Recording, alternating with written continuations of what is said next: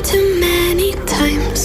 आपका स्वागत है मेरी चैनल अंकित क्लासेस में। दोस्तों आज जो हमारी वीडियो होने जा रही है ये हमारे क्लास 10th की हिस्ट्री के चैप्टर नंबर 1 का पार्ट 3 होने जा रहा है। दोस्तों इस पार्ट में, जैसे कि मैंने अपनी प्रीवियस पार्ट 2 में भी बताया था, कि इस पार्ट में हम बेसिकली डिस्कस करेंगे हमारे what did liberal nationalism stand for, और उसके बाद हम पढ़ेंगे कंजर्वेटिव सोसाइटी के बारे में, मतलब अ न्यू कंजर्वेटिज्म आफ्टर 1815 के बारे में हम इस वीडियो में डिस्कस करने वाले हैं। दोस्तों इससे पहले वाले वीडियो में जो मैंने आपको बताया था, मैंने आपको कुछ एक्स्ट्रा टॉपिक पढ़वाए थे जो कि थे हमारे फ्रेंच रिवॉल्यूशन के बारे में और उसके बाद नेपोलियन के बारे में था। दोस्तों वो जो वीडियो थी ना, वो वीडियो बहुत ज्यादा इंपॉर्टेंट थी, इसलिए मैंने वो जो दो टॉपिक्स मैंने उस वीडियो में बताए थे वो बहुत ज्यादा इंपॉर्टेंट थे, इसलिए मैंने आपको वो वीडियो में बताए थे।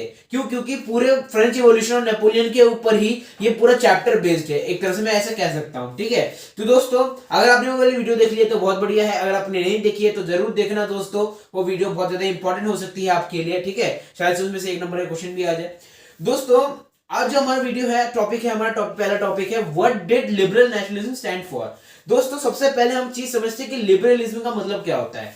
आपको शायद से आप में से बहुत सारे बच्चों को पता भी होगा, बहुत सारे लोगों को पता भी होगा कि लिबरल का मतलब क्या होता है। लिबरल का मतलब होता है फ्रीडम। ठीक है, लिबरल का मतलब होता है फ्रीडम, मतलब आजादी। ठीक है, तो दोस्तों अब हम पढ़ेंगे कि मतलब आजादी और राष्ट्रवाद असल में है क्या, मतलब liberal nationalism stand for, what did liberal nationalism stand for, मतलब इसका मतलब क्या है।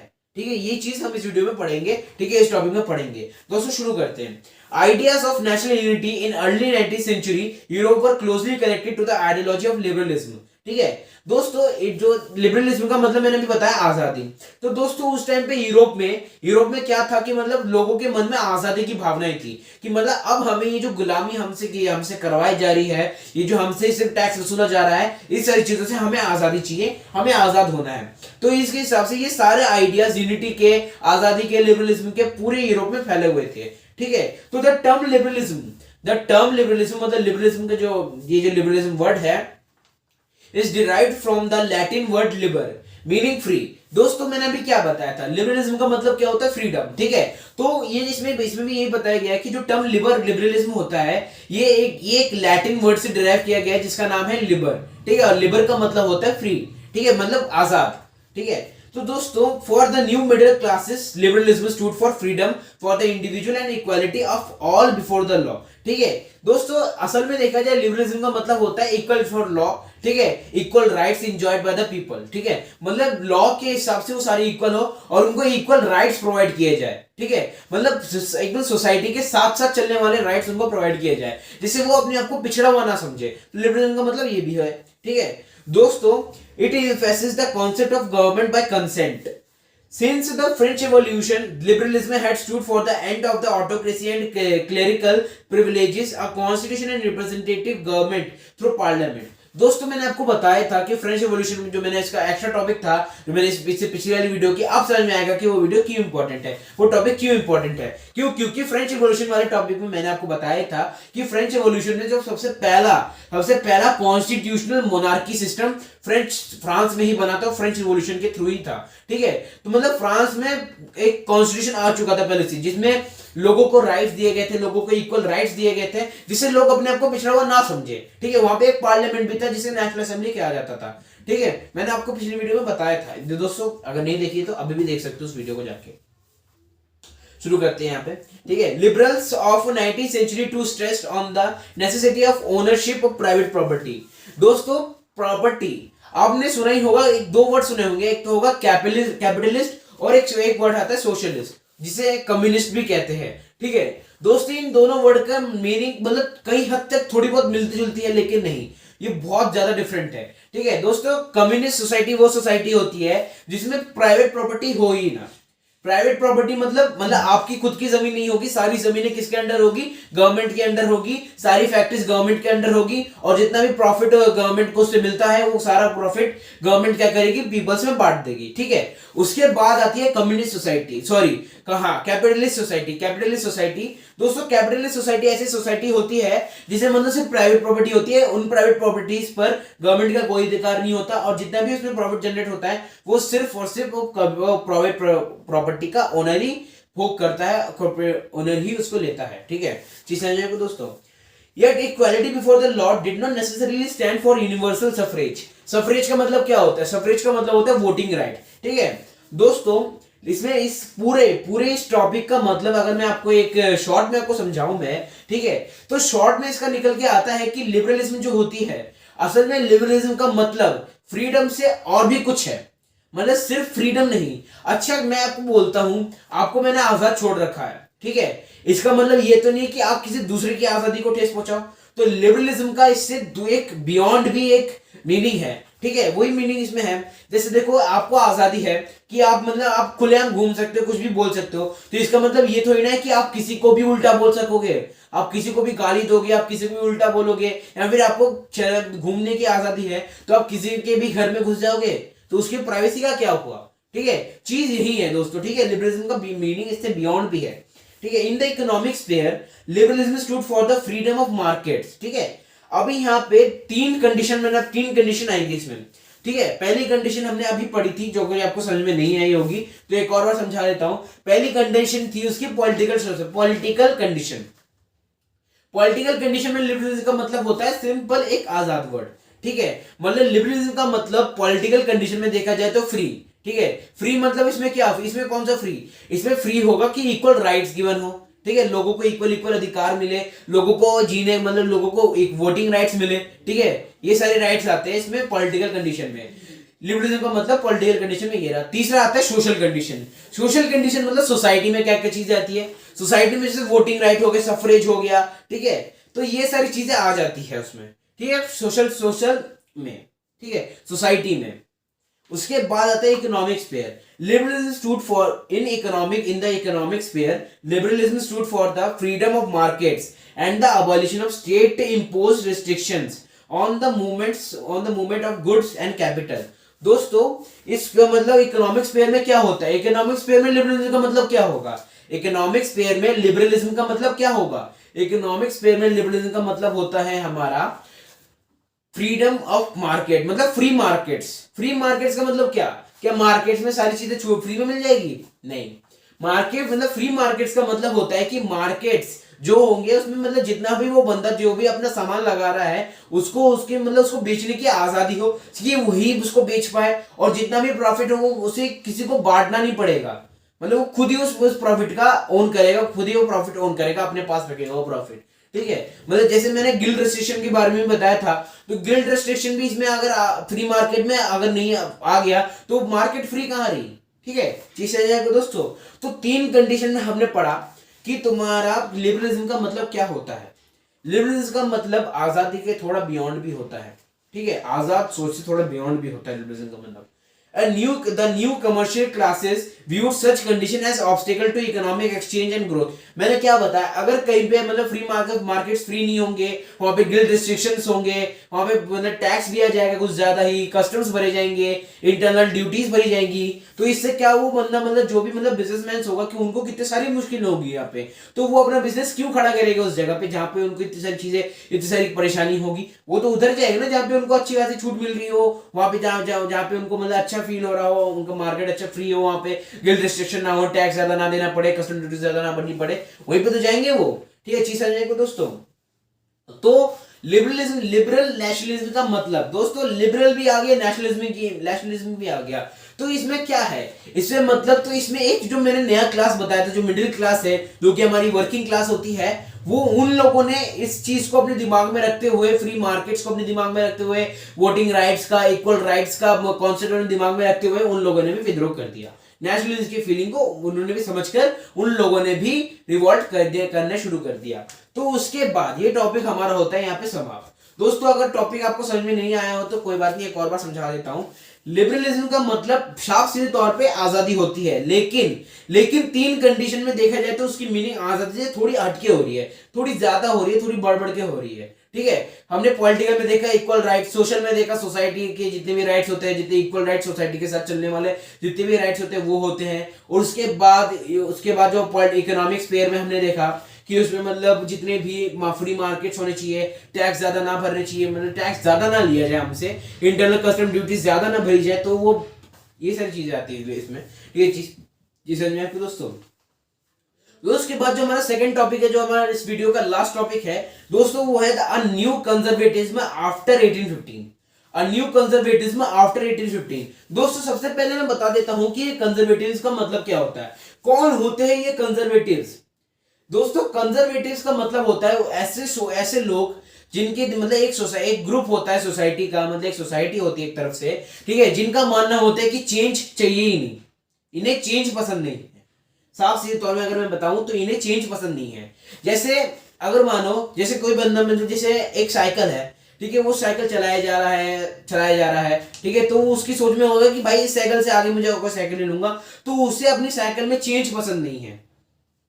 ये ऐसे कंजर्वेटिव्स होते हैं। लेकिन ये जो कंजर्वेटिव्स होते हैं वो तो मैंने एक छोटा सा एग्जांपल लिया, लेकिन इनका असल मानना होता है कि सोसाइटी में कोई बदलाव नहीं आना चाहिए। जैसे वुमेन्स है हमारी, वुमेन्स को अगर यहाँ पे एजुकेशन नहीं मिल रही है तो वो एजुकेशन ना ही मिले, ठीक है, इनका मानना ये है। अगर मतलब कोई वोटिंग राइट्स नहीं मिल रहे तो वोटिंग राइट्स मिले ही ना, ठीक है, ये इनका मानना है कि सोसाइटी में चेंज ही नहीं चाहिए। तो दोस्तों मैंने आपको बताया था नेपोलियन जो था, नेपोलियन ने कितने सारे चेंजेस लाए थे एडमिनिस्ट्रेटिव फील्ड में, ठीक है, उसने पीजेंट्स को मतलब सर्वडॉम से फ्री कर दिया था, ठीक है, मतलब और भी मैनुअल ड्यूज हटा दिए थे, गिल्ड रेस्ट्रिक्शंस हटा दी थी, प्रिविलेज बर्थ के बेस पे जितने भी प्रिविलेजेस थे उन सबको अबॉलिश कर दिया था, ठीक है।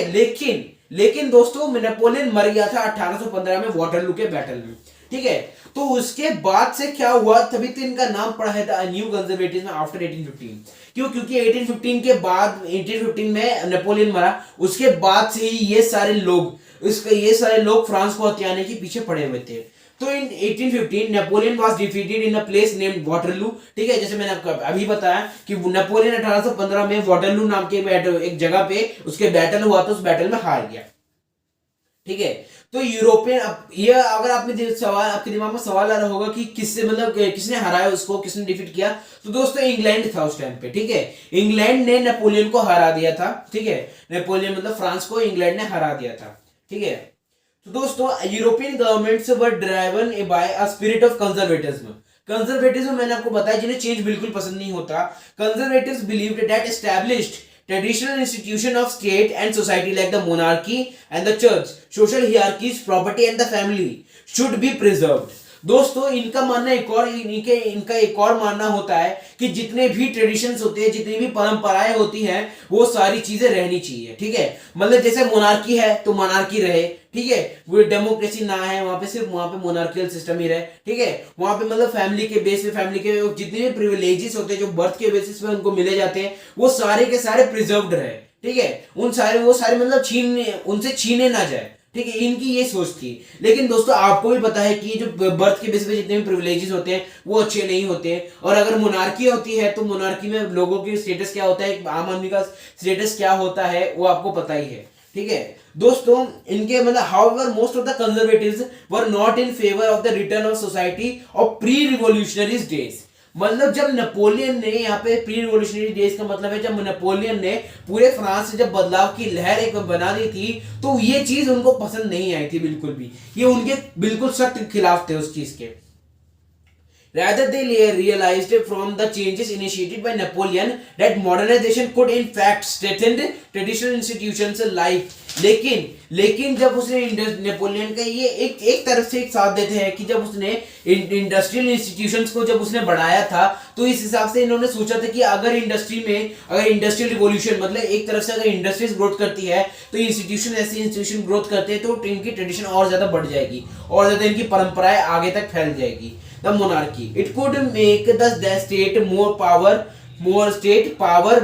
effective and strong, ठीक है। इनका मानना था कि इससे क्या होगा कि मतलब जितने भी स्टेट्स हैं, जितने भी जहां भी वो रहते हैं उनका राज्य वो पावरफुल हो जाएगा, शक्तिशाली हो जाएगा, बहुत ज्यादा स्ट्रांग हो जाएगा, ठीक है।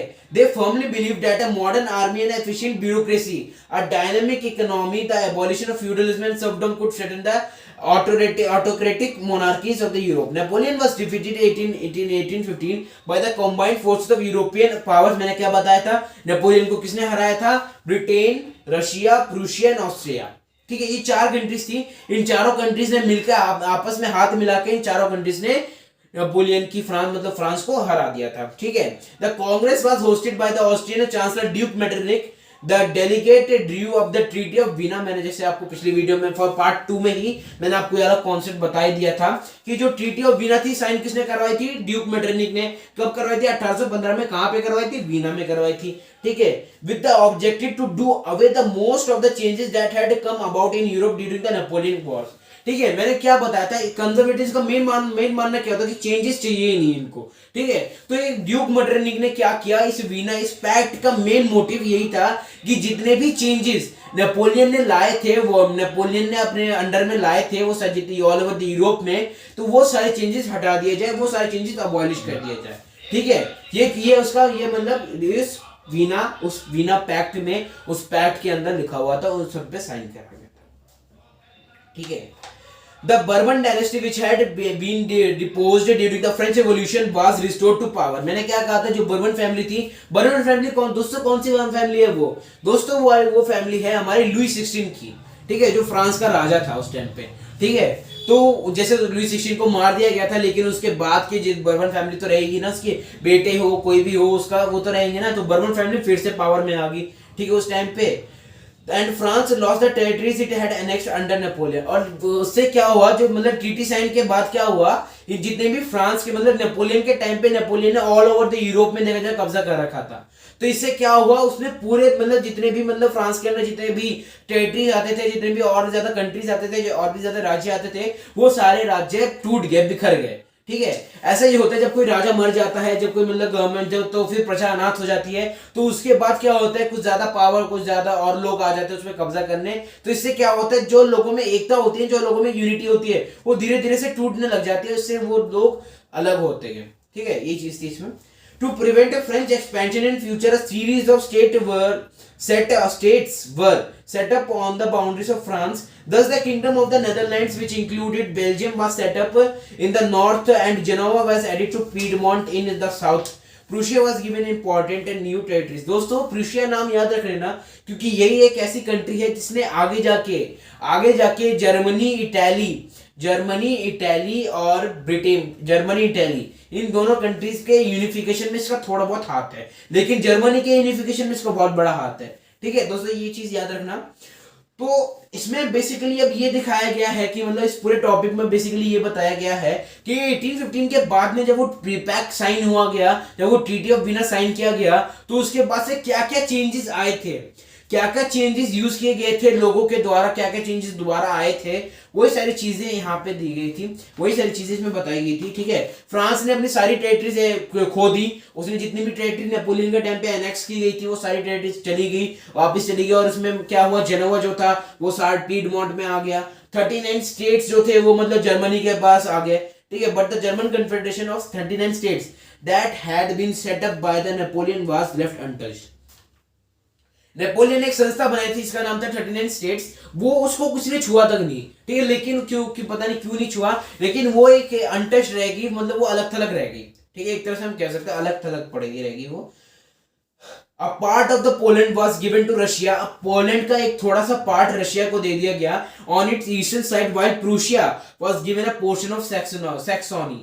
ठीक है दोस्तों, इसमें क्या हुआ, जो पोलैंड का थोड़ा पार्ट रशिया को दे दिया गया, उसके बाद जो हमारा प्रूशिया था, प्रूशिया को मतलब सैक्सोनी का एक पार्ट दे दिया गया, उसको भी एक पोर्शन, सैक्सोनी देश एक अजीब सा नाम है, उसको दे दिया गया। The main intention was to restore the monarchies that had been overthrown by Napoleon and create a new conservative order in Europe. दोस्तों मैं कंजर्वेटिव्स का मतलब जब नेपोलियन हार गया, नेपोलियन के मरने के बाद, ये मतलब जो ट्रीटी के बाद क्या हुआ, मतलब फ्रांस में जितने भी चीजें, एक तो उसने नेपोलियन ने जितने चेंजेस लाए वो सारे खत्म कर दिए गए, ठीक है। उसके बाद से मतलब उसने जितने भी टेरिटरीज को एक्सपैंड किया गया था उन सबको अलग कर दिया गया, मतलब एक तरह से उनको इनवाइट कर दिया गया।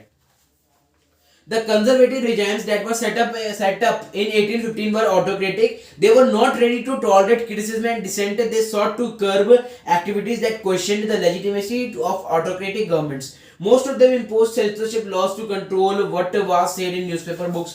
दोस्तों सेंसरशिप इसमें आ जाता है। इसमें क्या हुआ, टीटी के बाद मतलब जो हमारे कंजर्वेटिव रेजाइम्स थे, रेजाइम का मतलब होता है कंजर्वेटिव सोसाइटीज, जो भी सेटअप कर दिए गए 1815 के अंदर, वो सब मतलब कोई भी बुरा बर्ताव, कोई भी बुरी चीज, कोई बुरे शब्द, अपशब्द वो नहीं बर्दाश्त नहीं कर सकती थी।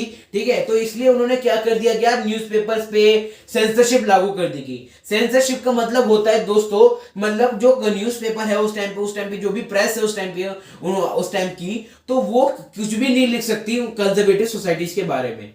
ठीक है, मतलब वहां के राजा, जो भी वहां को उस टाइम पे लीडर होगा, उसके खिलाफ, उसकी सोसाइटी के खिलाफ, उसके अंदर जितने भी लोग होते हैं उनके खिलाफ कुछ नहीं लिख सकते वो।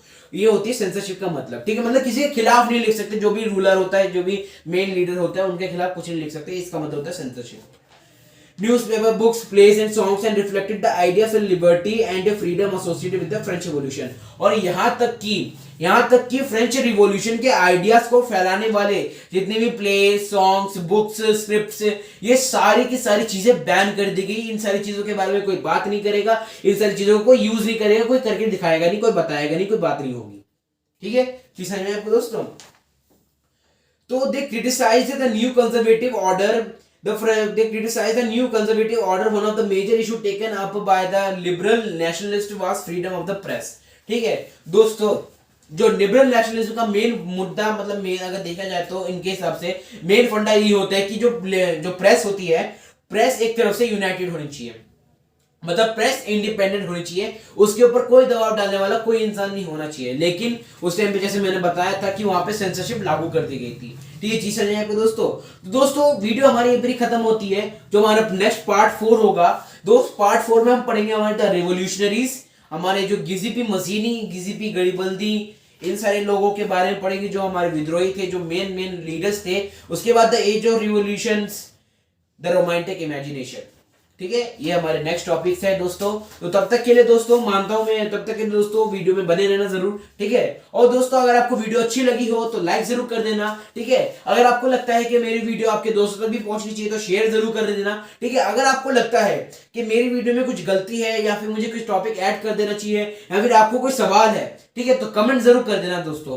कमेंट से क्या होगा, मैं आपकी परेशानी को, आपकी दिक्कत को या फिर मेरी जो गलती है उन सारी चीजों को जरूर सुधारने की कोशिश करूंगा, आपकी दिक्कत को भी जरूर सेटल करने की कोशिश करूंगा। ठीक है दोस्तों, अगर आप मेरे चैनल पे नए हो तो सब्सक्राइब जरूर कर देना, जो बेल आइकन है उसको ऑल पे कर देना, और जिससे मेरे चैनल की नोटिफिकेशन आपको डलते ही मिल जाए। दोस्तों मिलते हैं हमारे नेक्स्ट पार्ट में, पार्ट 4 में। तब तक के लिए दोस्तों बने रहिएगा हमारे साथ। Take care.